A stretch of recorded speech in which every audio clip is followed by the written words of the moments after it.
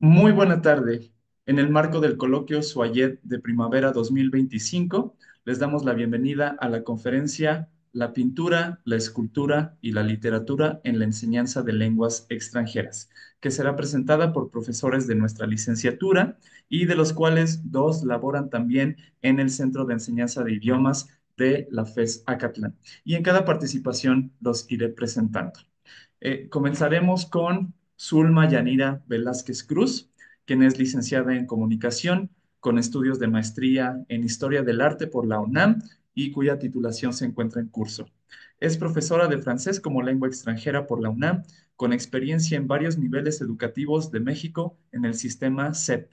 Se encuentra adscrita al Departamento de Francés del Centro de Idiomas de Acatlán desde 2005 y a la licenciatura en Enseñanza de Lengua Extranjera de SUAYED desde el 2019, donde ha impartido las asignaturas de corrientes literarias y tradiciones, costumbres y manifestaciones artísticas de la orientación francés. Asimismo, es correctora y examinadora de los exámenes DELF, que son las certificaciones internacionales de la lengua francesa.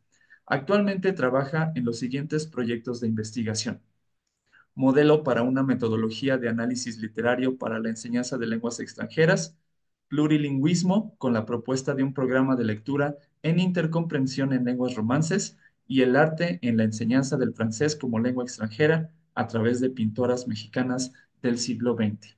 Comenzamos entonces con esta primera participación y también les comentamos que al finalizar las cuatro presentaciones tendremos una sesión de preguntas y respuestas. Muchas gracias por su asistencia. Comenzamos. Adelante, profesora Zulma. Buenas noches a todos y a todas. Qué gusto estar aquí compartiendo lo que nos apasiona, en este caso, la utilización del arte en la enseñanza de idiomas.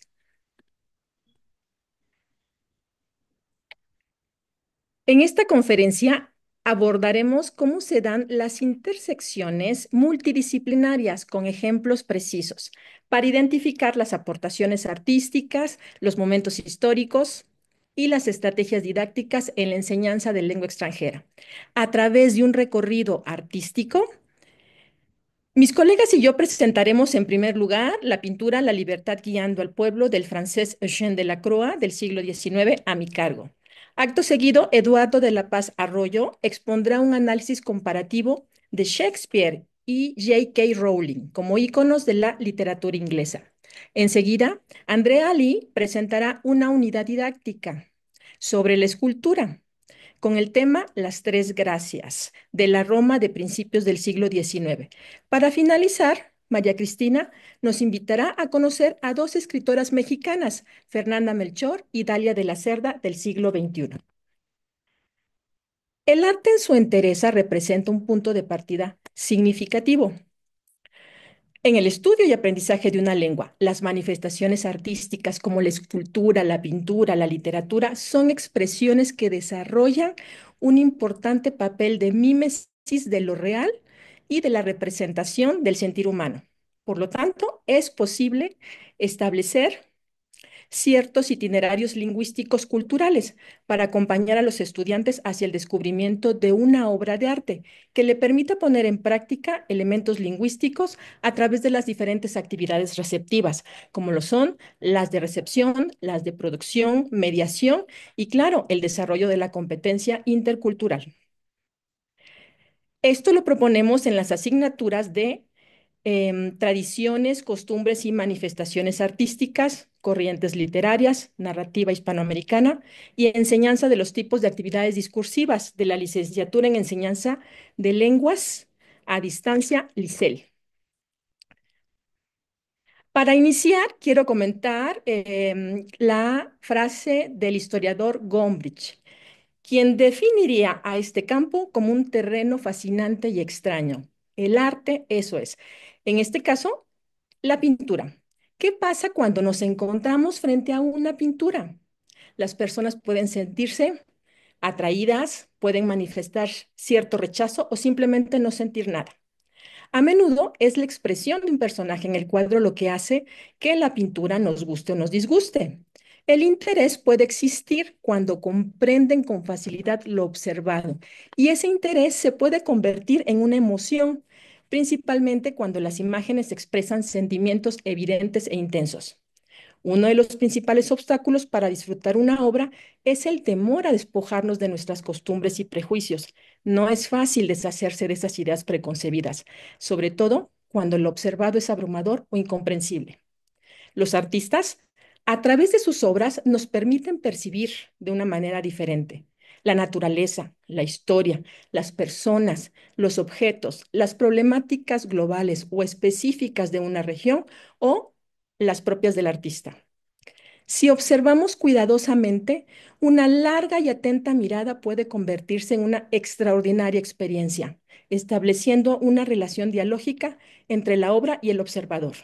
Si a esto le agregamos una investigación sobre el artista y su tiempo, esta experiencia estética se convertirá en una fuente de aprendizaje. Una pintura puede parecer muy distante al verla a través de un cristal, con un marco y colgada en la pared, especialmente en un recinto museístico. Sin embargo, gracias a los libros y a la tecnología, podemos acercarnos a la obra y así eliminar esa barrera. Originalmente, las obras pictóricas fueron hechas para ser tocadas, manejadas, llevándolas de un lugar a otro, también solicitadas, compradas, admitidas o rechazadas. Muchos cuadros no se concibieron solo para el disfrute artístico, sino que se ejecutaron para una ocasión determinada y con un propósito definido. Estas ideas presentes en la mente del artista fueron moldeadas durante el proceso artístico de creación. Este es el caso de la obra seleccionada para el día de hoy. Esta obra fue pintada en septiembre de 1830 por el artista Eugène Delacroix en su taller para ser exhibida en la Galería de la Cámara de los Pares, mejor conocida como el Palacio de Luxemburgo. Dicha exposición tenía la noble intención de conmemorar a los heridos de julio de 1830. En un inicio, esta obra tuvo por título La Barricada, pero se expuso en el Museo Real Le Louvre en 1831, con el nombre que es conocida hasta el día de hoy. El 28 de julio 1830, La libertad guiando al pueblo. A través de esta obra vamos a abordar cuatro aspectos que favorecen el proceso de aprendizaje en clase de lengua: la aportación de la historia del arte, los imaginarios, los aspectos lingüísticos, la experiencia estética. En la historia del arte, una etapa fundamental es la descripción de la imagen. Para ello, el primer paso es observar la imagen. Para los imaginarios, como ya comentamos, el primer paso es observar la imagen. ¿Qué es lo que tenemos que buscar? ¿Cuáles son los elementos a identificar? Los personajes principales, sus actitudes, la postura, la vestimenta, los colores. Los colores son esenciales para entender la atmósfera que está transmitiendo la pintura. El lugar o el paisaje, la distribución del espacio que se encuentra en primer lugar, en segundo o en tercer plano. Y el tipo de luz. Con estos elementos básicos se puede determinar un imaginario inicial que represente el tema, las ideas, los conceptos que emanan de esta primera lectura. ¿Qué vemos? Bueno, pues observamos la figura de una mujer semicubierta que levanta y ondea una bandera con los colores azul, blanco y rojo, que son los colores de la bandera francesa. Hombres con fusiles o espadas, un joven con pistola en mano, soldados heridos y personas muertas, teniendo como fondo una bruma o el humo de una ciudad en fuego. La posición de los personajes de pie invita a continuar la lucha. Efectivamente, el imaginario presentado es una batalla, una revolución. El imaginario nos anima a realizar una interpretación del significado de esa imagen. En una segunda etapa, se investiga sobre la obra, el autor y su tiempo. La escena elegida por Delacroix representa el levantamiento de los parisinos contra el rey de Francia, Carlos X, quien había ordenado suprimir la libertad de prensa y modificar la ley electoral, lo que representaba una flagrante violación a la Constitución. Este hecho provocó en París una revolución de 3 días, el 27, 28 y 29 de julio de 1830. Posterior a esta revuelta, los Borbones fueron sacados del poder. A esta rebelión de 3 jornadas también se les llamó y se les conoce como las Tres Gloriosas, que dieron fin a la monarquía de los Borbones para dar paso a la monarquía institucional. Al investigar un poco más sobre la obra, podemos identificar otros valores y conceptos, como la libertad, representada por el personaje principal. Por esta y muchas razones más, esta obra se convirtió en un ícono de la Revolución Francesa.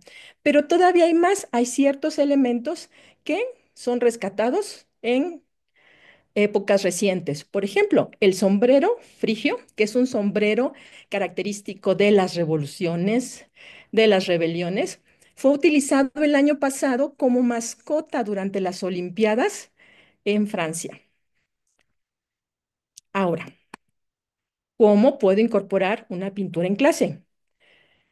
Lo primero es definir el objetivo. ¿Para qué utilizar una pintura en clase de lengua?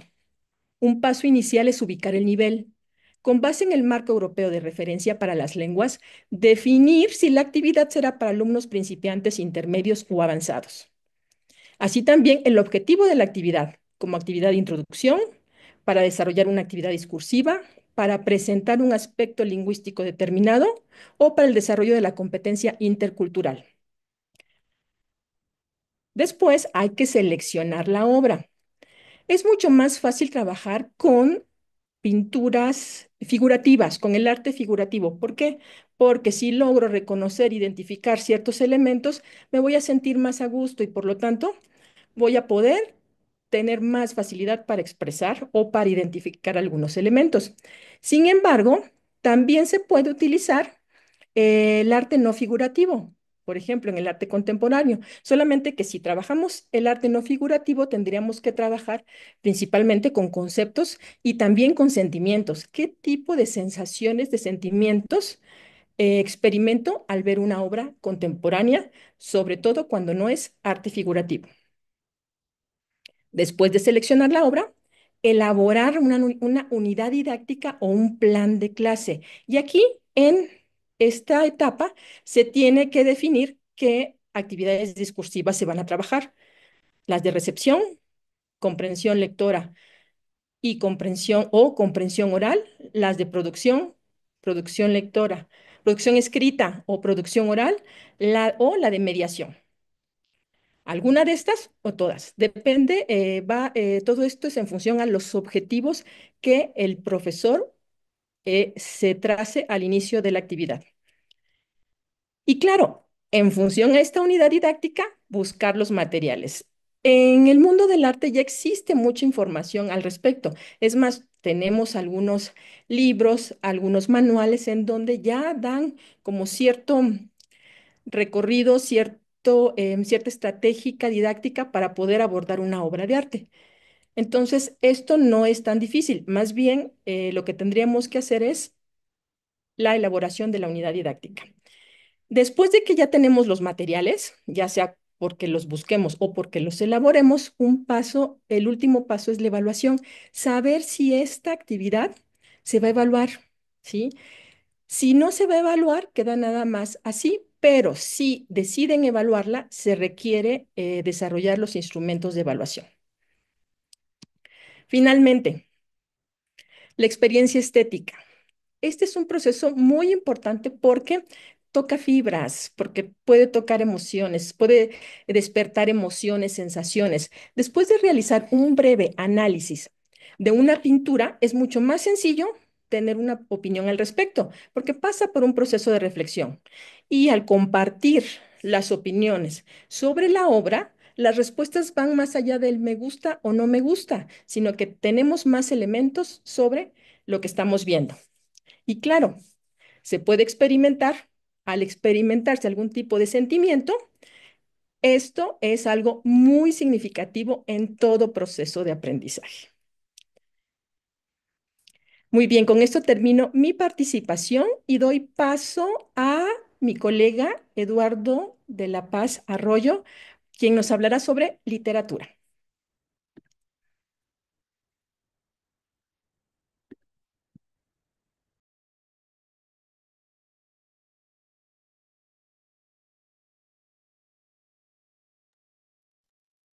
Profesora, a uno de los alumnos, Ángel, no lo deja entrar, me menciona para ver si le pueden dar el acceso.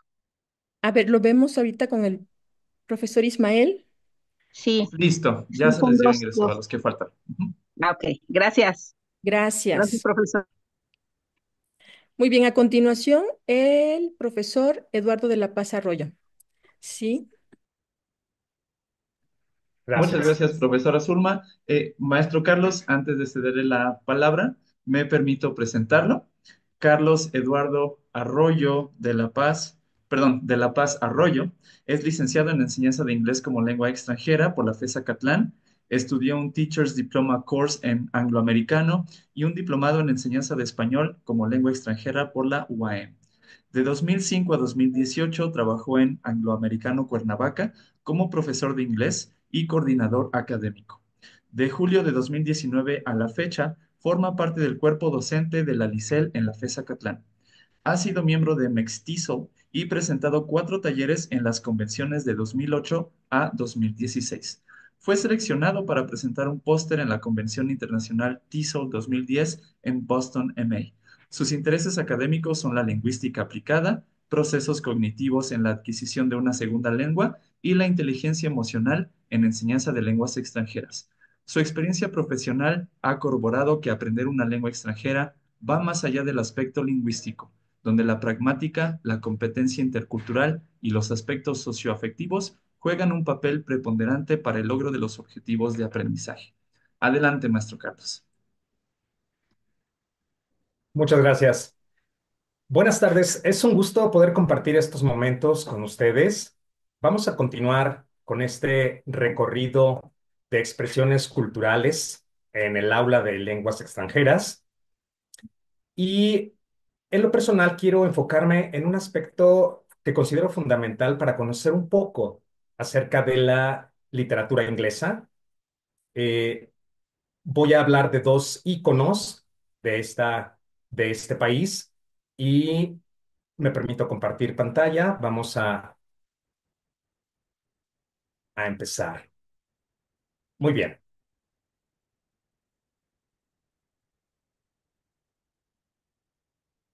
La literatura inglesa tiene una historia que por todos es conocida, compleja y muy extensa. Sí, perdón. Podemos hablar de alrededor de 1300 años de historia y es una de las más antiguas e influyentes de Occidente.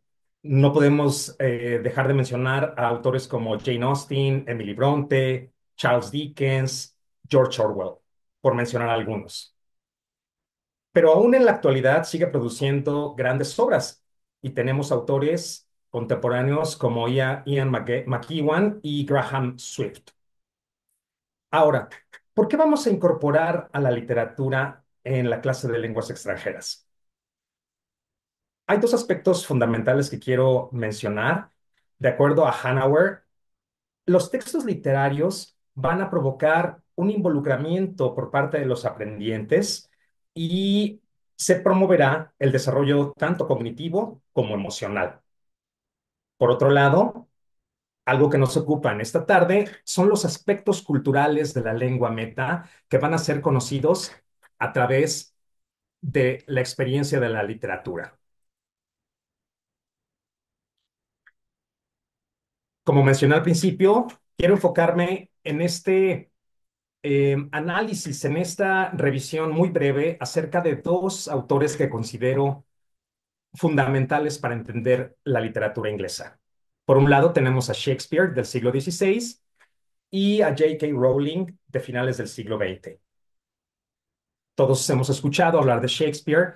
Él produjo alrededor de 40 obras de teatro, entre las cuales hay tragedias como Macbeth, comedias como Sueño de una noche de verano, La fierecilla domada y dramas históricos.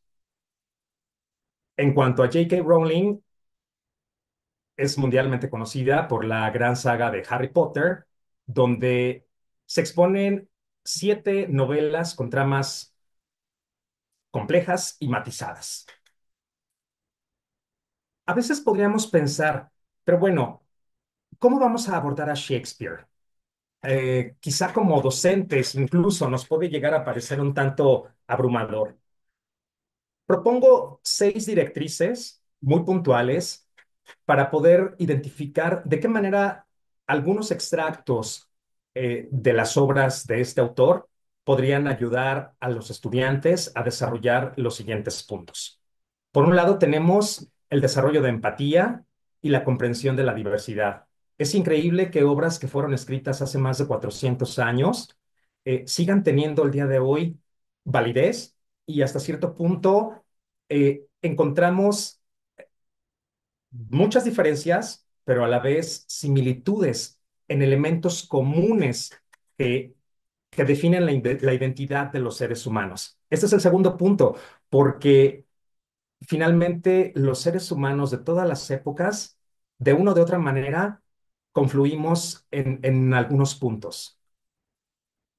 Más adelante quiero mencionar los roles de las personas en la sociedad, roles de género que ahora pues están tan en boga, ¿no? Creo que es importante ver cómo, repito, en el contexto de hace 400 años, algunas obras de teatro como La Fierecilla Domada, quiero hablar de ese caso en particular, es una obra donde podemos ver claramente los roles de género perfectamente identificados y cómo la protagonista de esta obra termina desarrollando una sumisión exacerbada ante pues los deseos de un marido controlador.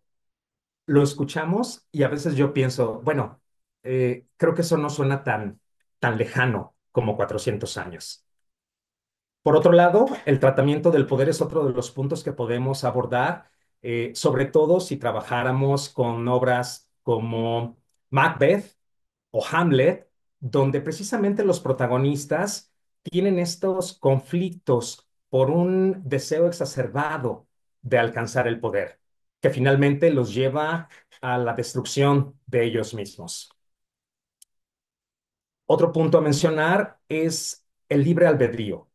En las obras de Shakespeare, a diferencia del teatro clásico, vamos a poder encontrar personajes que tienen voluntad, que tienen deseos, que toman decisiones y que no son como los del teatro clásico, personajes que están definidos por un destino, por los dioses, qué sé yo.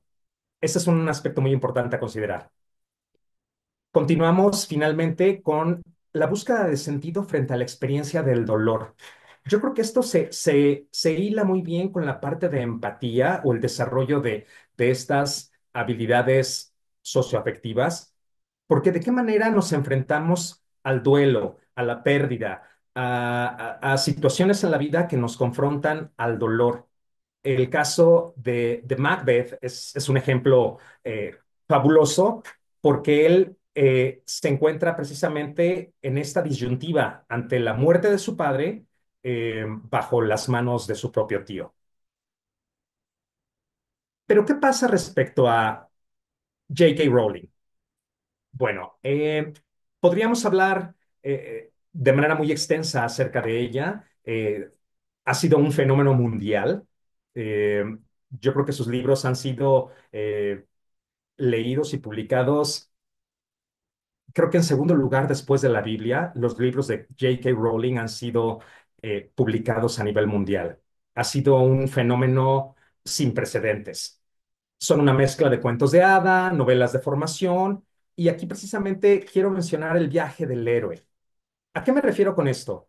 Eh, el viaje del héroe ha sido un recurso narrativo que se ha utilizado un sinnúmero de veces, donde precisamente Campbell, James Campbell, Joseph Campbell, perdón, Joseph Campbell acuñó este concepto del viaje del héroe que está presente en un sinnúmero de historias a lo largo de la literatura universal, presente precisamente en Harry Potter, donde un protagonista se embarca en una aventura, se enfrenta a diversos obstáculos, se transforma y obtiene una recompensa final. Esto es algo muy interesante de destacar. Por otro lado, esta saga promueve la diversidad, la tolerancia. Nos vamos a encontrar con la lucha entre el bien y el mal. Se incorporan folclore, cultura y mitología tanto británica, griega, nórdica, mitología universal se encuentra condensada en estos siete libros. Y dos aspectos que no son menos importantes, creo que J.K. Rowling logró eh, despertar el interés de los adolescentes a la literatura, a la lectura, ¿sí? Eh, Definitivamente ella ha sido leída por lectores de todas las edades, pero creo que en un principio fue un detonante para que la lectura se propagara entre los adolescentes. Y su vida misma, la vida de J.K. Rowling, es un ejemplo de resiliencia porque ella tuvo muchas dificultades en su vida, sobre todo precisamente cuando escribía la primera novela, eh, cuando tenía ya el texto listo para publicar, fue rechazada por varias editoriales, pero ella nunca dejó de continuar en su objetivo. Entonces, creo que este es un aspecto también muy destacado de ella. Quiero mostrarles esta pequeña tabla donde vemos cómo los personajes, hablando de manera muy puntual de los personajes de ambos escritores, tienen algunos puntos en común. Del lado izquierdo vemos que Shakespeare, sus personajes reflexionan en el poder, la ambición, el amor, toda esta serie de emociones innatas del género humano. Y sus ejemplos, sin duda, sus personajes, perdón, son un ejemplo claro de la gran profundidad psicológica que los distingue. Por otro lado, J.K. Rowling aborda estos temas del bien y el mal, el destino, la voluntad, y Harry Potter en algún punto podría compararse con los héroes trágicos de Shakespeare, volviendo al tema de el viaje del héroe. Y sin duda sus personajes son redondeados, tienen matices muy específicos que los definen y que los hacen creíbles e interesantes. Finalmente, la literatura como recurso didáctico nos va a dar muchos beneficios. Es evidente que el profesor estará a cargo de seleccionar, planear, diseñar e incluso evaluar el tipo de actividades que podrá incorporar en el aula, pero quiero mencionar tres puntos que me parecen muy importantes. Principalmente el valor cultural, porque a través de la literatura vamos a poder explorar estos espacios de diferentes épocas donde vamos a encontrarnos con un reflejo de la sociedad que imperaba en ese momento. Podremos identificar diferencias y definitivamente también encontraremos algunas similitudes. En segundo lugar, los textos literarios van a aportar una gran riqueza lingüística porque los estudiantes estarán enfrentándose a desarrollo del vocabulario, reafirmación de estructuras gramaticales, expresiones coloquiales, modismos, etcétera. Entonces, en el área lingüística es una, una cantera muy rica. Y por último, algo que yo creo que por todos es conocido, la literatura siempre ha sido pensada al incorporarse a la enseñanza de lenguas por el disfrute per se, por el interés que debemos propiciar en los estudiantes para que ellos tengan la motivación por la lectura.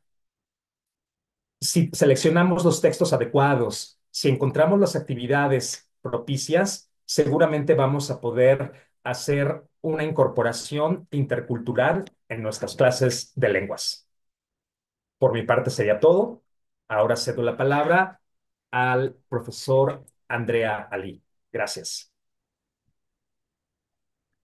Muchas gracias, maestro Carlos. Y antes de la presentación del profesor Andrea, me permito presentarla. Andrea Ali es licenciado en Lengua y Literatura Italiana por la Universidad Niccolò Cusano de Roma. En 2020 obtuvo el título de maestría en la enseñanza de español a extranjeros por la Universidad de Barcelona, España. Cuenta con experiencia de enseñanza del italiano a nivel universitario en el sector privado. Desde 2008 enseña la lengua italiana en el Centro de Enseñanza de Idiomas de la FESA Catlán UNAM. Desde 2015 es profesor de las asignaturas de Lengua y Cultura en la Liceo Italiano. Es autor de dos novelas publicadas en Italia, Las personas de mi ciudad y La falena en la nieve. La primera de ellas también editada en México por Ediciones UNAM. Actualmente está inscrito en el programa de doctorado en el Departamento de Estudios Italianos de la Universidad de Grenoble, Francia, en donde está llevando a cabo un proyecto de investigación sobre las figuras femeninas en el poema heroicómico italiano del siglo XVII. Adelante, profesor Andrea. Bueno, gracias. Buenas tardes, buenas noches. Es un gusto estar aquí. Muchas gracias por estar aquí y escucharme. Yo voy a presentar una unidad didáctica armada sobre un tema artístico, ¿no? Entonces voy a ilustrar uno de los muchos recorridos posibles como empleo de un tema de arte en una clase de lengua extranjera, en este caso el italiano.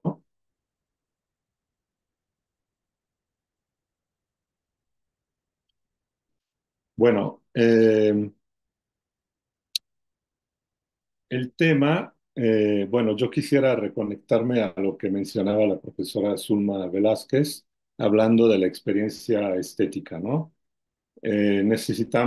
Podemos llevar una experiencia estética y ponerla en relación con el idioma que los estudiantes están aprendiendo para darle un significado lingüístico. Entonces, el grupo en el que yo pensé cuando diseñé esta unidad didáctica es un nivel B1. eh, entonces, los temas que vamos a abordar, que son temas gramaticales y también léxicos, son temas que ellos ya han estudiado, o sea, esta no es una actividad para presentar un tema nuevo, pero para reforzarlo, ¿no? Y practicarlo. Entonces, primero propongo una actividad de acercamiento al tema. Le pido a los alumnos que vean las imágenes y que digan a cuáles artes se refieren, ¿no? Entonces, hay 8 espacios aquí, 8 imágenes. Espero que ellos sepan decir arquitectura, danza, literatura, música, pintura, escultura y teatro. Y luego, ¿cuáles te gustan más? Entonces aquí pueden poner, a mí me gusta la literatura, a mí me gusta la escultura, no sé. Bueno, el material está en italiano, pero pues yo creo que tenemos la ventaja que se puede entender bastante, ¿no? Ok, entonces, ok. Propongo unos videos que voy a enseñar en esta presentación porque me gustaría poner el acento en la fuerza, ¿no? Que tienen las imágenes y en este caso los videos para poder capturar la atención de los alumnos y llevar al salón de clase esta maravilla artística, ¿no? Que en este caso pertenece a la escultura, pero pues podría ser de... Entonces vamos a ver un video y le pido a los alumnos que después de ver el video, incluso se puede repetir una segunda vez, contesten estas preguntas, ¿no? ¿Cómo se titula el video? ¿De qué evento habla? ¿Cuál es el nombre completo de los dos artistas mencionados en el video? ¿Por qué estos dos artistas son tan importantes? Son normales preguntas de comprensión, ¿no? ¿En qué lugar han vivido los artistas? ¿En qué ciudad? Etcétera, ¿no?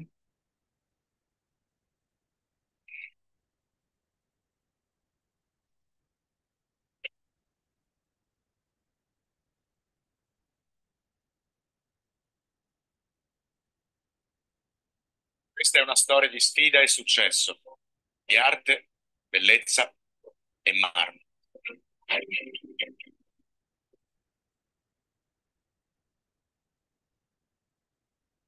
Le opere di questi due artisti sono delle creazioni assolute. Questi corpi sono trattati con una grande sensualità. Sono corpi desiderati da un occhio esterno che dice come deve essere quel corpo, ma corpi che sono nati per esprimersi. La storia di due artisti che si sono fronteggiati nella Roma di fine Settecento, mentre fuori dal loro atelier il mondo stava cambiando per sempre. Per loro Roma è la città del destino. Mecenati provenienti da tutto il mondo si sono contesi le loro opere. Il loro lavoro di relazioni pubbliche e di costruzione appunto del personaggio della rockstar servisse poi ad acquistare potere anche verso la committenza.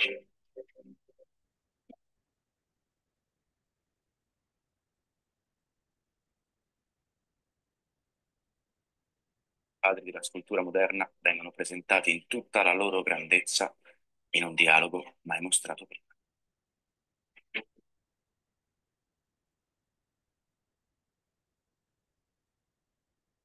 Arrivare alle Gallerie d'Italia e vedere le tre grazie di Canova che dialogano con le tre grazie di Thorvaldsen, forse per la prima volta, credo che sia un risultato che ha ben ripagato gli sforzi fatti.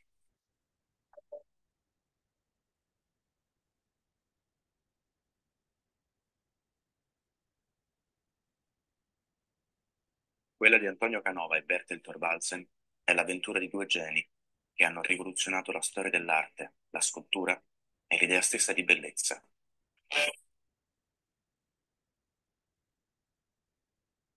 Muy bien. Entonces aquí los alumnos seguramente podrán decir que los dos artistas son Antonio Canova y Bertel Thorvaldsen. Mm, bueno, se escucha bien? Pregunto por qué. ¿Sí? ¿El audio estaba bien? Sí. Ok. Bueno, entonces van a contestar las preguntas y se hace una corrección de grupo, ¿no? Ok, después le vamos a pedir al alumno que conozca un poco más estos dos artistas. Entonces se puede dividir el grupo en dos grupos más pequeños y pedirles a los alumnos, grupo A, grupo A, artista uno y grupo B, artista 2, busquen en Internet las siguientes informaciones, ¿no? Informaciones generales sobre la persona y la vida del artista, quién era, de dónde venía, para quién trabajaba y principales esculturas realizadas. Presenten a la clase las informaciones que han encontrado. Entonces aquí, pues probablemente los alumnos tendrán que utilizar los pasados, buscar el léxico, las informaciones solicitadas y luego compartirlas con sus compañeros. Luego pasamos al segundo video. Aquí dice que tanto Canova como Thorvaldsen esculpieron la Venus, ¿no? La diosa del amor. ¿Cuáles diferencias se pueden notar entre la Venus de Canova y la Venus de Thorvaldsen? Entonces vean el segundo video y agreguen en la tabla los adjetivos para describir la Venus, ¿no? Entonces vamos a ver el primer video de la Venus, la de Canova, y luego aquí el alumno, tomando nota, tendrá que agregar los adjetivos que describen la escultura de Canova. Venere trova nelle loro opere rappresentazioni profondamente differenti, che ci dicono molto sul loro modo di intendere l'idea di amore e di bellezza.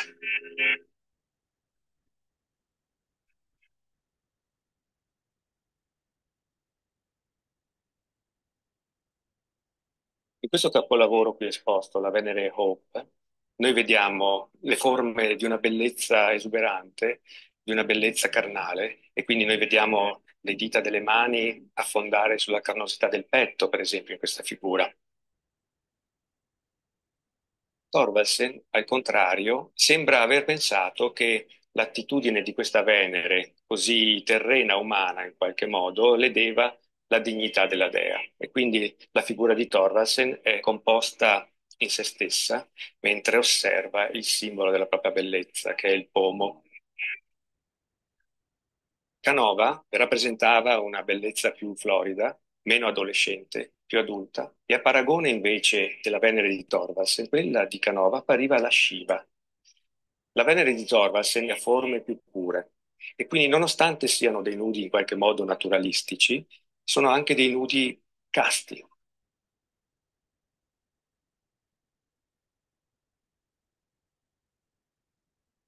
Muy bien. Entonces aquí los alumnos van a poner eh, la descripción, ¿no? Tratan de retomar frases, palabras, adjetivos de la descripción de las dos Venus. Luego pasamos a una segunda obra que esculpieron estos dos artistas en la Roma de principios de 1800. eh, y son las tres gracias, ¿no? Las gracias. Empezamos con las gracias de Canova.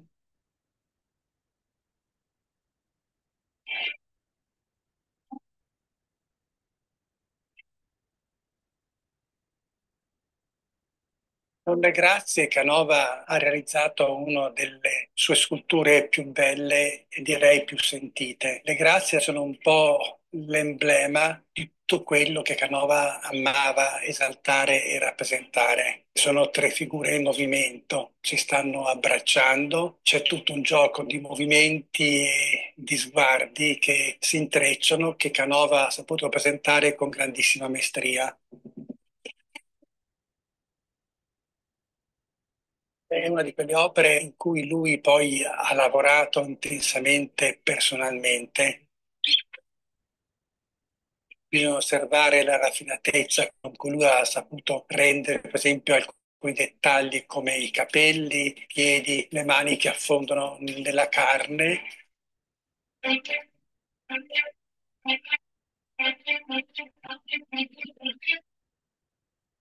Questi corpi sono trattati con una grande sensualità perché Canova ha lisciato il marmo, quindi sembrano più delle persone vive che non delle statue, più delle donne che delle divinità.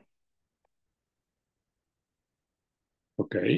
Entonces aquí se puede hacer un pequeño comentario, un debate con los alumnos para ver qué tanto entendieron la especificidad de la obra de Canova y luego presentar lo que el crítico ha dicho como si fuera su opinión. Entonces, introducir, pasar a una actividad sobre el uso del subjuntivo en italiano, pedirle al alumno que conjugue verbos en subjuntivo presente, ¿no? Por ejemplo, la primera, solo vamos a comentar una. El crítico considera que las gracias de Canova, bueno, que con las gracias Canova haya realizado, ¿no? Una de sus esculturas más bellas y sentidas, ¿no?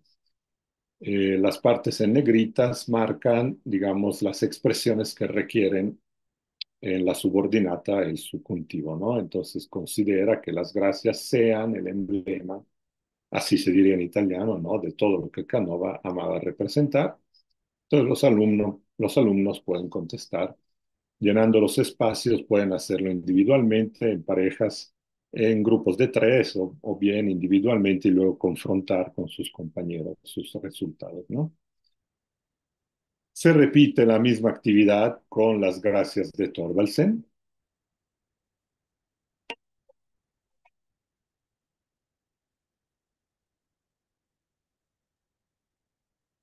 Alla pari di Canova, anche Thorvaldsen attribuì al gruppo delle grazie un valore emblematico e dimostrativo. Quest'opera rappresentava al massimo livello la sua idea di grazia, che era una grazia ammantata di austerità.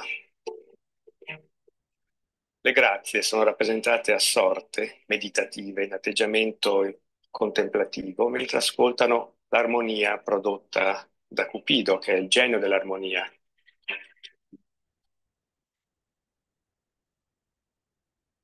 Avvicinandomi all'opera di Thorvaldsen, ho trovato qualcosa di più nordico fondamentalmente, cioè più spazio tra i corpi, contatti più prevedibili in un certo senso, forse più lirici, più verso un'idea di melodramma del movimento. Mi ha ricordato in qualche modo il modo di muovere le mani di alcuni cantanti che è simbolico dell'azione o del recitativo che stanno attivando in quel momento.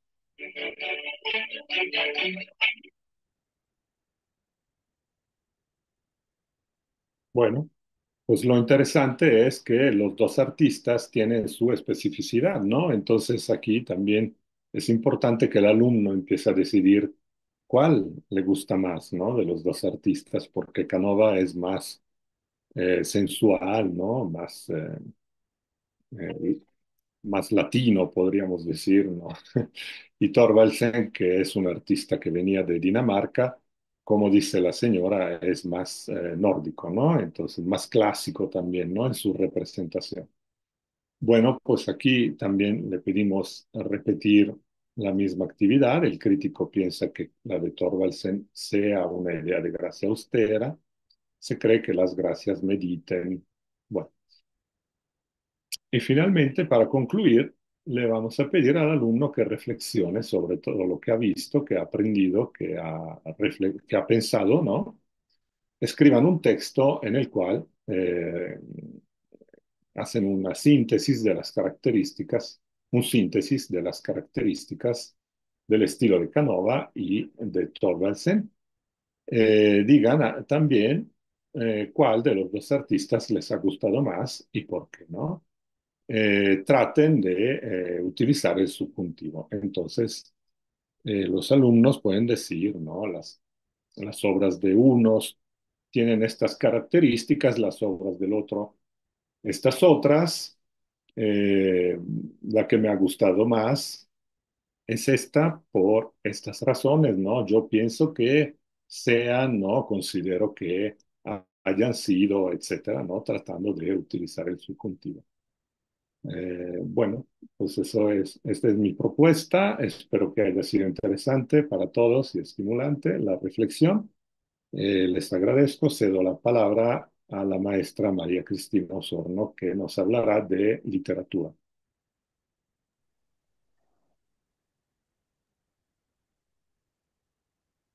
Muchas gracias, maestro Andrea. Y para concluir, tendremos ahora la participación de la profesora María Cristina Osorno López. Es licenciada en Humanidades, cuenta con estudios de maestría en Letras Modernas, en Literatura Latinoamericana Contemporánea, también estudios doctorales en Teoría Crítica y estudios postdoctorales multidisciplinarios en Política, Estudios Sociales y Culturales y una especialidad editorial. Estudió también la carrera de intérprete traductora, misma que ejerció durante varios años. Fue perito traductora por más de 20 años. Actualmente enseña narrativa y enseñanza de los tipos de actividad discursiva en la Licel de la FES Acatlán desde el 2008. Enseñó historia del mundo del siglo XX, historia de México del siglo XX y movimientos artísticos del siglo XX en la Universidad Internacional de La Rioja en México. Asimismo, imparte talleres de lectura dirigida y de literatura a adultos y trabaja como editora y traductora independiente. Adelante, maestra Cristina. Gracias, profesor Ismael. Buenas noches. Me da mucho gusto estar en este coloquio de primavera. Presento a dos autoras mexicanas para incluirse en los programas de enseñanza de lenguas con el siguiente epígrafe. A un escritor le está permitido todo, siempre que sea capaz de hacerlo creer. García Márquez. La presente colaboración tiene como objetivo invitar a las y a los profesores y a las y a los estudiantes de lenguas extranjeras a incluir textos literarios como novelas y cuentos en los programas de estudio y en la elaboración de las actividades didácticas. Descubrir que el mundo literario expone diversos e innumerables temas de interés aportará mucho a la comunidad universitaria que va a enseñar nuestra lengua. Este equipo multidisciplinario está seguro de que leer y analizar literatura en una clase de lengua enriquecerá su formación profesional. Para este coloquio de primavera, mi propuesta es incluir las obras de dos autores mexicanas del siglo XXI, Fernanda Melchor y Dalia de la Cerda. Me permito compartir. ¿Qué pasa? Listo. Les presento a Fernanda Melchor. Fernanda Melchor es una de las escritoras más sobresalientes en estos momentos en la literatura mexicana, con su novela Temporada de Huracanes, del año 2017. Ella fue una de las 6 finalistas del Premio Booker Internacional, entre varias otras concursantes en 8 diferentes idiomas. Este premio del Reino Unido e Irlanda se otorga año con año a una obra de ficción o a la colección de cuentos de una obra traducida al inglés. Una vez fallado, la obra ganadora estará disponible en todo el mundo anglófono, ya que sirve para promover más las publicaciones y a promover más las lecturas de novelas de diversos países. Asimismo, este premio se comparte equitativamente entre el autor y el traductor. Encontramos que una de las constantes en la multipremiada obra de Melchor es su deseo de que la palabra sirva como referente directo de la vida y la necesidad de abordar historias que muestren los aspectos más comunes en la naturaleza humana. La prosa de Temporada de Huracanes es muy provocadora. ¿Por qué es provocadora? Es provocadora por ser un espacio narrativo pocas veces abordado. La génesis de esta novela policíaca fue una nota roja en un periódico local que relataba la muerte de un brujo a manos de su amante. El crimen es solo el pretexto para revelar un complejo universo narrado. El eje y el hilo conductor de la novela será el desamparo.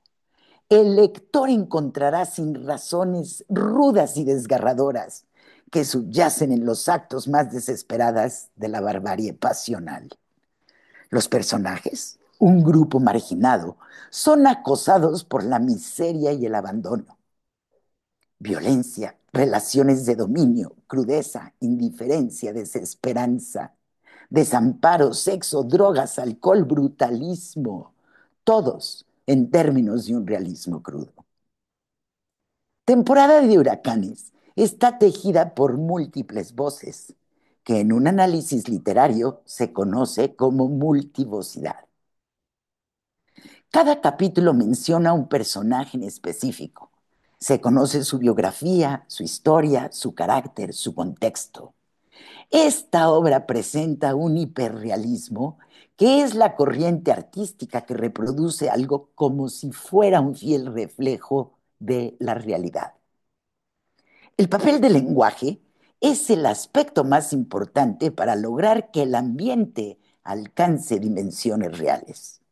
El mencionado desamparo total de los padres, el de los abuelos que cuidan a los nietos, el del gobierno, el de las autoridades ausentes, se presenta como un gran vacío y un sinsentido que provoca demonios y pesadillos.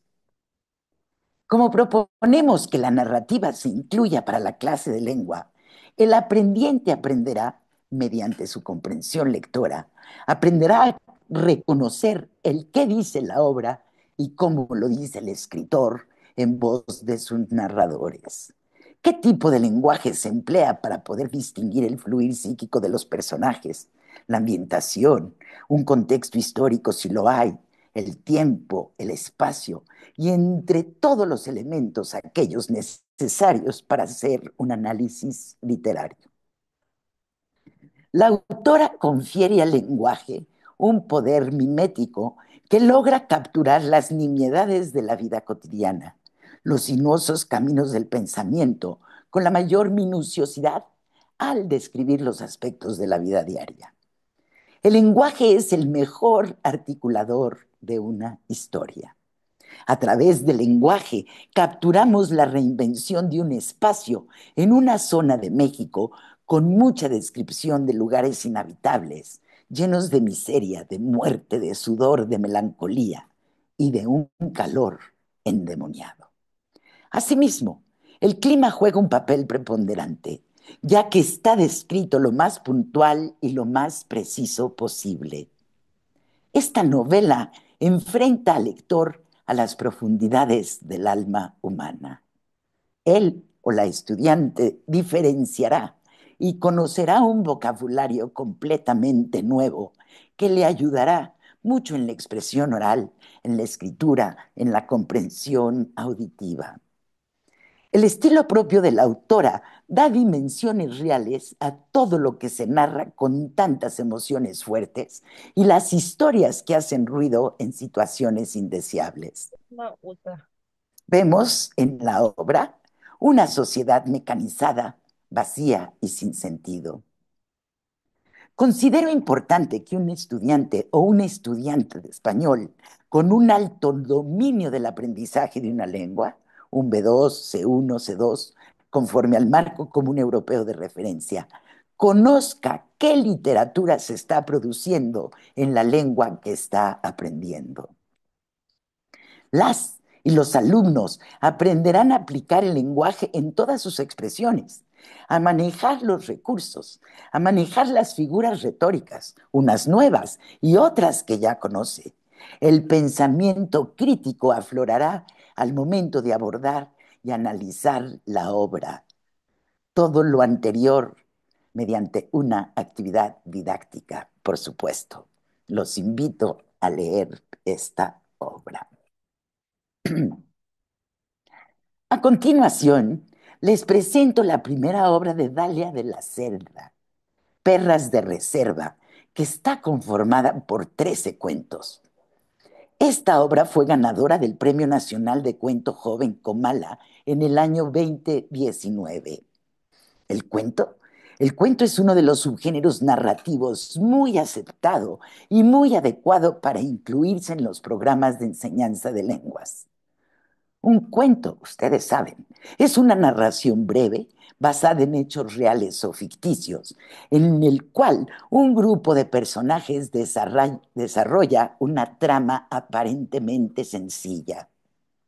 El doctor Lauro Zavala, quien es una de las máximas autoridades mexicanas en el campo del cuento, propone en sus teorías que la narrativa creativa en México en los últimos años ha adoptado un tono donde se combinan el humor negro, la ironía, la experimentación, todos estos géneros narrativos tradicionales mezclados con una tendencia muy refrescante hacia la concisión y la brevedad extremas.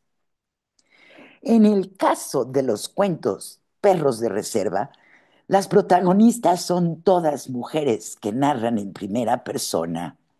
Ellas comparten las dificultades y los peligros a los que se enfrentan las mujeres al verse obligadas a distinguir la frontera entre el bien y el mal. Asimismo, estas narradoras nos narran su forma de habitar el mundo con un lenguaje oral, un lenguaje coloquial, y en donde observamos una violencia de género muy marcada. Con respecto al lenguaje empleado en los cuentos, todo estudiante de español, toda estudiante de español con un alto dominio competente y eficaz podrá reconocer los sentidos y las significaciones implícitos. Podrá comprender todas las frases y las expresiones coloquiales y podrá encontrar destrezas lingüísticas de comprensión, de expresión, del uso del idioma de una manera correcta. Dalia de la Cerda es una escritora y activista de Aguascalientes nacida en 1985. Ella es fundadora del colectivo Morras Help Morras. Comenzó a escribir sobre la violencia de género después de vivir el feminicidio de una de sus primas. Su objetivo en estos cuentos es mostrar diversas mujeres en contextos adversos que hacen que sus voces sean diferentes a aquellas de que conocíamos en la literatura mexicana, ya que ella explorará una pluralidad de visiones femeninas pertenecientes a diferentes estratos sociales y diferentes contextos en México. Para concluir sobre esta autora, ella también es finalista en el Premio Booker Internacional. Ese premio todavía no se falla, estamos casi a 15 días de que se falle ese premio. Con esto quiero decir que la literatura mexicana demuestra, mediante la traducción, que nuestra literatura es muy apreciada en el mundo anglófono. Para incorporar a la literatura en la clase de lenguas, el arte de la palabra per se propone realizar una actividad didáctica. En primera instancia, seleccionar qué parte y qué extensión del texto se empleará, seguido de la identificación de los elementos lingüísticos para poder elaborar la actividad pertinente y proceder después a la evaluación que la profesora o el profesor considere adecuado. En materias de narrativa, es importante recalcar que puede trabajarse los géneros literarios y así como las especificidades de la literatura. La literatura se contagia. Para terminar nuestra presentación, este equipo multidisciplinario concluye que la aportación de la historia del arte a la enseñanza de las lenguas es muy importante a través de la descripción de la imagen, de la historia del artista, de la obra y del momento histórico en que se realice la obra. La identificación de imaginarios, el desarrollo de las competencias lingüísticas y la experiencia estética son elementos que favorecen el proceso de análisis en la enseñanza de lenguas. El uso de la literatura en la clase de lengua extranjera coadyuva a que los aprendientes desarrollen una mayor sensibilización, desarrollen empatía, desarrollen pensamiento crítico hacia diferentes expresiones culturales, al contribuir así al desarrollo de la competencia intercultural. El abordar el tema del arte en la clase de lengua extranjera puede acercar al alumno a conocer otra forma de interpretar el mundo y por consiguiente a reflexionar sobre otra cultura para poder mejorar su competencia intercultural. Y para finalizar, el conocer a autoras mexicanas muy en boga ampliará el contexto global necesario en las clases de lengua. Por su atención, queremos dar las gracias a todos. Me permito mostrarles las referencias que hemos consultado para la presentación de esta exposición. Muchas gracias. Déjenme la Muchas quito. gracias, maestra Cristina, y no solo a usted, sino a los cuatro ponentes de esta ocasión. De verdad, muchas gracias por compartirnos su experiencia y sugerencias para incluir en las clases de idiomas este mundo tan sublime y vasto que es el arte y la literatura, cuyos temas permitirán ofrecer una educación multidisciplinaria e integral. Muchas gracias, profesores. Y Gracias. bueno, vamos a tener ahora unos minutos de preguntas y respuestas. Si gustan, pueden tanto escribirlas en el chat o levantar la mano en el Zoom para que les cedamos la palabra.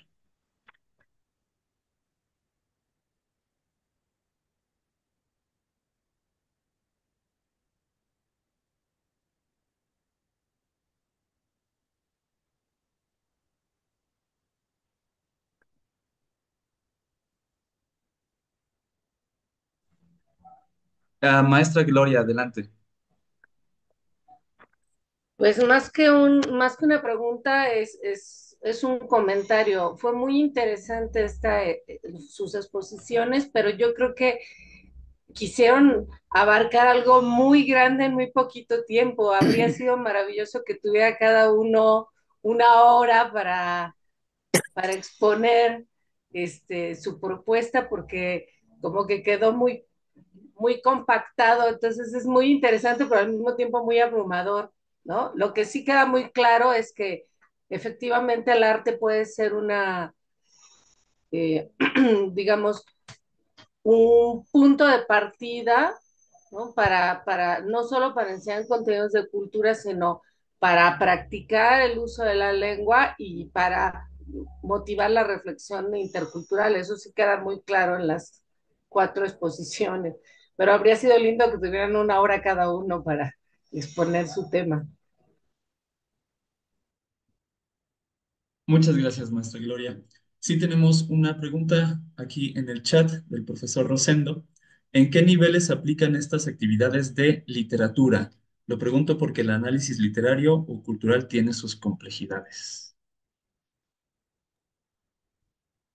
En el caso de la presentación de estas dos escritoras mexicanas, muy en boga, que además utilizan un lenguaje poco común para nosotros, sí se requiere de un alto nivel. Yo propongo un B2, un C1, un C2, conforme al marco europeo de referencia de la lengua. Sí es importante, esto no pudiera utilizarse, más bien, estas dos escritoras, debido a la diferenciación de ese lenguaje que los estudiantes conocen, con esta propuesta de escritoras que apenas estamos empezando a conocer.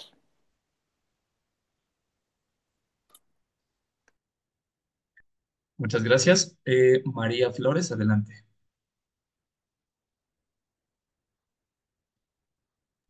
Ay, perdón.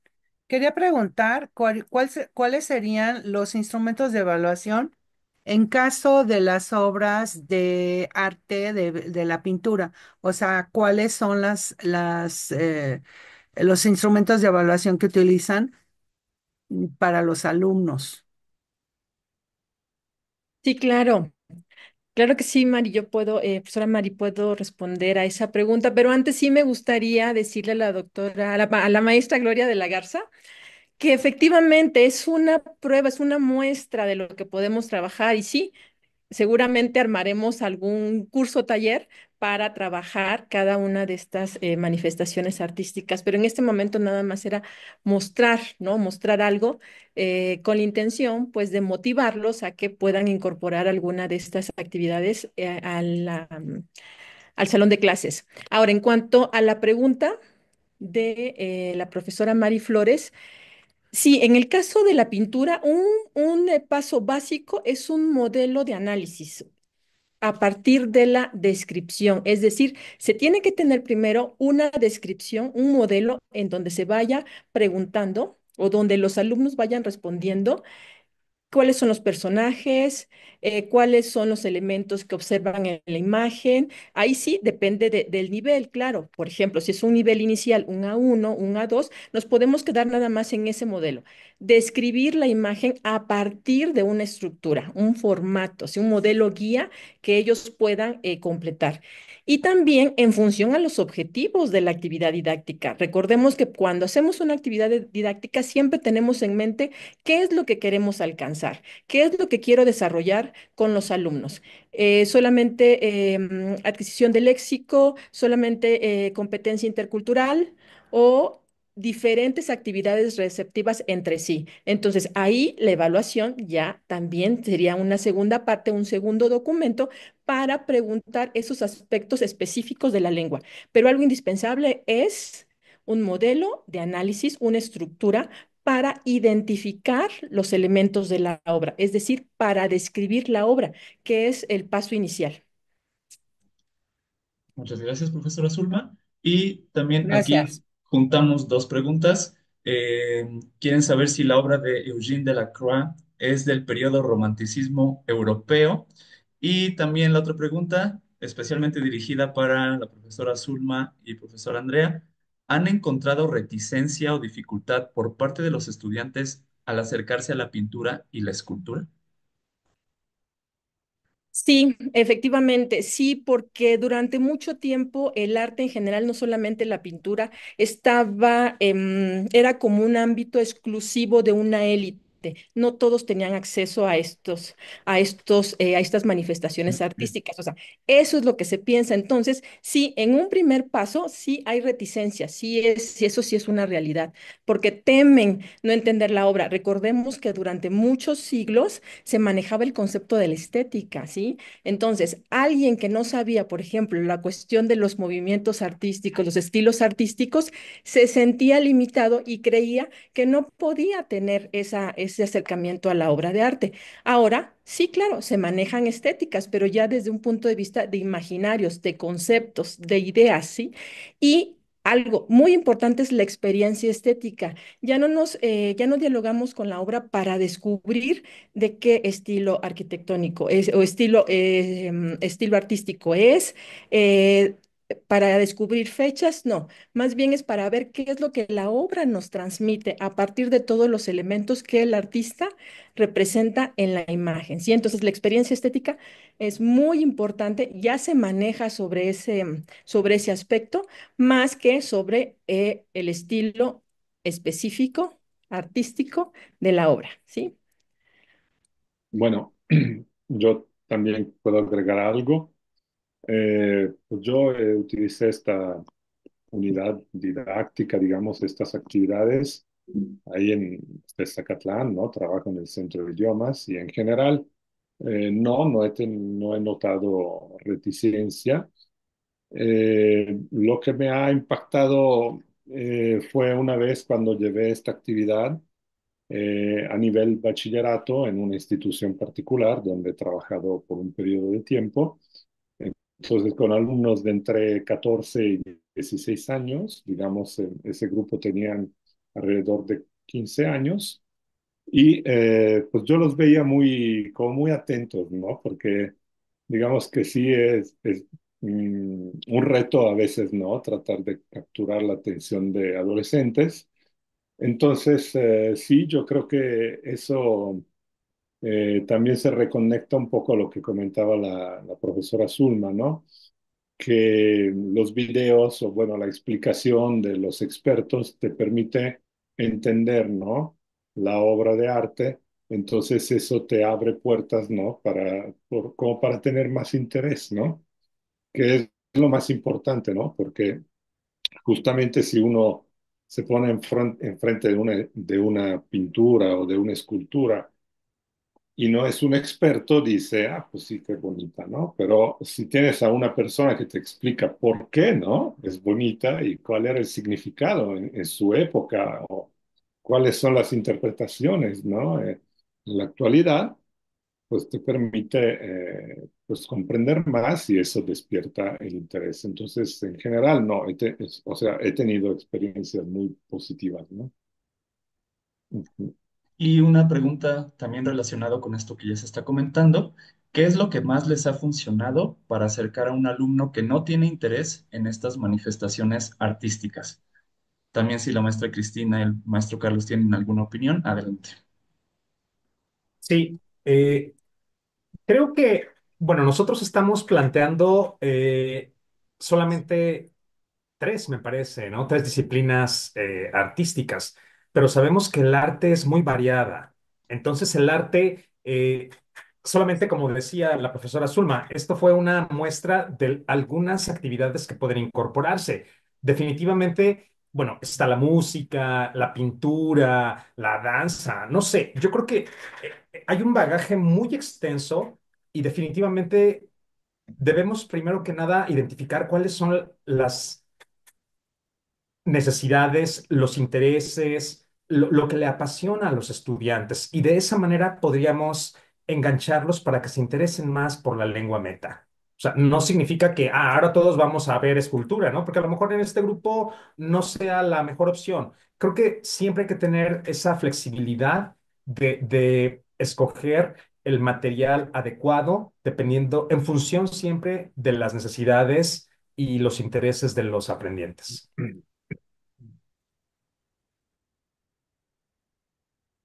En el caso de la literatura mexicana, esta tampoco será una clase de literatura mexicana per se. Es un acercamiento, es una invitación a considerar espacios de un texto.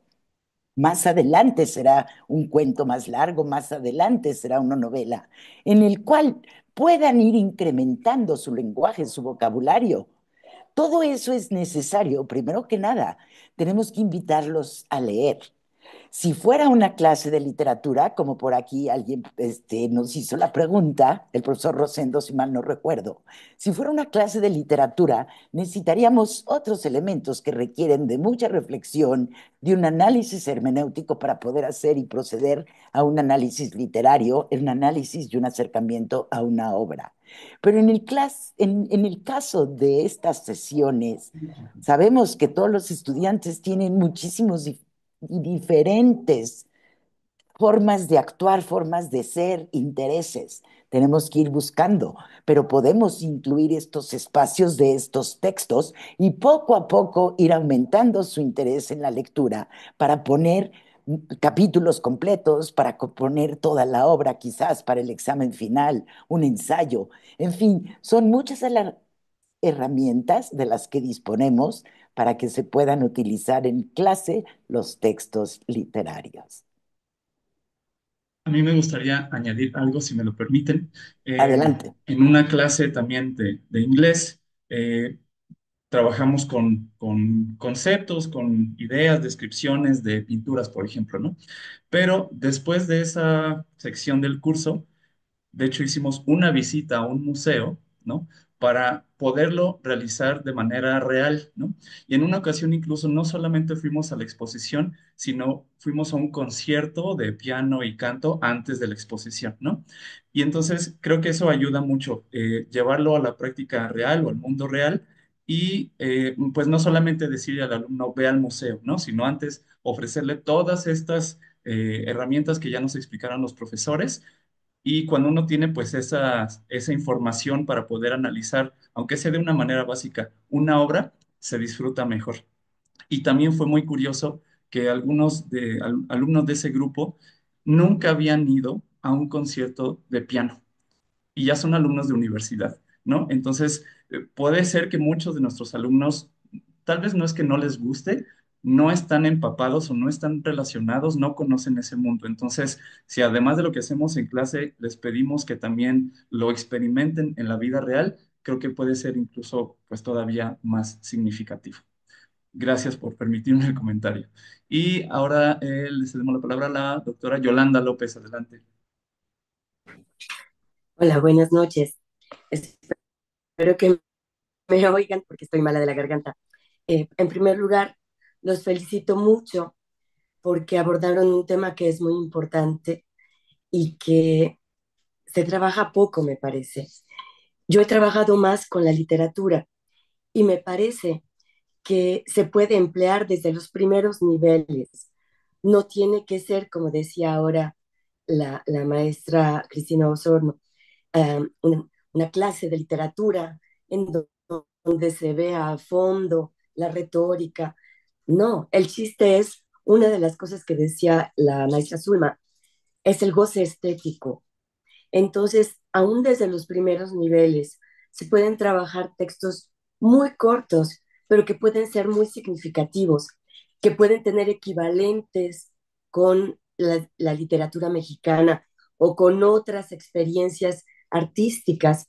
Pensaba en lo que hacemos también en el taller de escritura. Yo trabajo en el departamento de francés que favorece la biblioteca de las Américas, del Centro de la Francofonía en Canadá. Leemos la obra y después platicamos con el autor, ya sea de manera presencial o a distancia. Y eso motiva muchísimo a los estudiantes que son de nivel final A2, pero el hacerlo abierto, que los estudiantes de primer nivel vean de qué son capaces los alumnos que ya van más adelante en la lengua, es muy motivante darse cuenta de que en momento, ellos que están en primero van a ser bases, si perseveran, de hablar con un escritor que ha ganado premios, que tiene experiencias similares y diferentes a la cultura local. Entonces yo creo que vale muchísimo la pena trabajar con el arte en general y con la literatura en particular. Les agradezco mucho su ponencia, me gustó muchísimo y los felicito. Gracias. Muchas Muchas gracias. gracias. Y también un comentario, pregunta de María Flores. Adelante.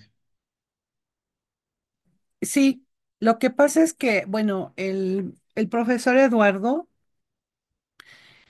habló sobre la importancia de la parte cognitiva en cuanto a cuando nosotros trabajamos la literatura. ¿Cómo usted sabe que logra ese objetivo? ¿O cómo se da usted cuenta que realmente estos chicos ya han abordado la parte cognitiva de su clase, en su clase? Sí, bueno, de manera muy general podríamos identificar ahorita dos tipos de actividades. Una donde vamos a trabajar con el desarrollo cognitivo, que sería el desarrollo lingüístico, las habilidades de la lengua, y pues hay un sinfín de actividades que podríamos implementar. La comprensión de lectura, comparación de dos tipos de textos, dependiendo todo del nivel, por supuesto, pero se pueden plantear estrategias didácticas muy precisas si lo necesario para esa actividad es comprobar si se están desarrollando estas habilidades de la lengua, que son cognitivas. Por otro Mm, lado, estaría solamente la parte de la apreciación cultural, intercultural, de desarrollo de aspectos socioafectivos, que seguramente podríamos también identificar y diseñar más bien eh, instrumentos más precisos para dirigirnos hacia esa área. Entonces, definitivamente que el área cognitiva se puede evaluar de manera muy puntual. Todo dependerá el tipo de texto, el nivel y el objetivo que se pretenda alcanzar. ujú. Gracias. Suami Parra. Hola, buenas noches. Bueno, felicidades a los ponentes, muy interesante. Yo como amante de las artes, pues me parece muy interesante sus ponencias. Tengo aquí nada más como una curiosidad, no sé si es pregunta o es como una curiosidad, y me dirijo a la maestra María Cristina, particularmente con los libros que escogió. Ahorita pensando en el libro Perras de Reserva, el lector, en este caso, pues el alumno de idiomas, se enfrenta a un léxico pues un tanto provocador, fuerte, altosonante. Entonces, mi curiosidad es, ¿cómo el docente de lenguas va a manejar el proceso de enseñanza-aprendizaje? ¿Explicará el léxico a los alumnos? O sea, se me hace, pues me da curiosidad, ¿cómo se le haría para que el alumno pues no se sienta ofendido por una terminología altisonante, como que capte la esencia? ¿Cómo lo haría usted, maestra Cristina? Gracias por la pregunta, es muy interesante. Como mencioné en la exposición, en la presentación de estas dos autoras, muy controversiales, importantes, finalistas, la primera que ya pasó, que no obtuvo el primer lugar, pero la siguiente escritora, que ahorita Perlas de Reserva, esta escritora que está a punto de fallarse este premio Booker International, la pregunta de utilizar ese lenguaje altisonante en el aprendizaje de una lengua, dije primero que se requiere de un alto nivel de comprensión de la lengua. ¿Por qué? Porque el estudiante verá toda una parte que no conoce, toda una parte que va a tener que ir comprendiendo el significado de las palabras y mediante la explicación del profesor de toda la significación, imaginemos que es un estudiante extranjero que viene a México y escucha muchas palabras que no conocen y pueden caer muchas de estas palabras en insultos. qué mejor que esté aprendiendo y sepa a qué es lo que se va a enfrentar. Entonces, sí se requiere de un taller específico en esa parte de la lección para que el profesor vaya explicando y profundizando en la significación de las palabras que la autora seleccionó. Espero haber respondido su pregunta. Sí, muchas gracias. Gracias. Muy bien, pues llegamos al fin de nuestra sesión. Les agradecemos nuevamente a nuestros ponentes. Tenemos una última pregunta. Tenemos 2 minutitos. Por favor, Mr. Zabaleta. Hola, ¿me escuchan? Un poquito bajito, pero sí se alcanza a escuchar. Si puedes hablar un poco más fuerte. Sí, buenas noches a todos. Eh, Algunos de mis profesores han sido ponentes. Me ha resultado sumamente interesante y quería compartir un comentario. Brunner decía que el interés del estudiante era un punto de partida, no un itinerario. También es preciso ampliar los horizontes culturales de los estudiantes. No es necesaria una comprensión absoluta de una obra para que ésta impacte al estudiante, basta un acercamiento significativo.